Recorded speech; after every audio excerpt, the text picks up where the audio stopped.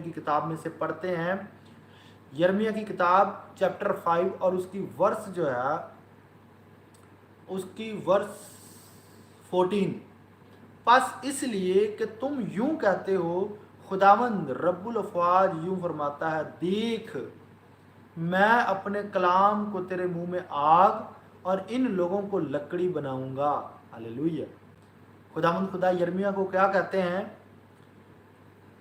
कहते हैं देख मैं अपने कलाम को तेरे मुंह में आग और इन लोगों को लकड़ी बनाऊंगा और वो इनको भस्म कर देगी। क्या भस्म कर देगी? आग भस्म कर देगी। हालेलुया। कलाम जो है वो इसी किताब में, जब यिर्मयाह की किताब में पढ़ते हैं तो कलाम क्या है? कलाम हथौड़े की मानद है, कलाम आग की मानद। हालेलुया। एक तरफ वो बचाता है, पकाता है, और दूसरी तरफ जो है वो मार देता है, कत्ल करता है। कलाम ही मुजरिम ठहराएगा। और इसी किताब में जब हम पढ़ते हैं तो कलाम कत्ल करता है, वर्ड मार डालते हैं। हालेलुया।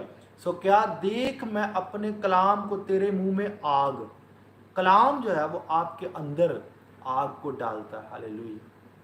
अगर आप कलाम को इस लेवल पर पढ़ेंगे, इस लेवल पर आपको पता चलेगा कि कलाम इस लेवल पर है कि आपके मुंह में वो आग डालता है, आपका मुंह आग से भर जाता है, तो आप बैप्टिज्म ये पा सकते हैं फायर का। हालेलुया। आप फायर में डूब सकते हैं, मतलब डूबना, फायर में डूबना। हालेलुया। अब इसी कलाम से बहुत सारे लोग जो हैं वो पढ़ते हैं तो रूहुल कुद्स से भर जाते हैं।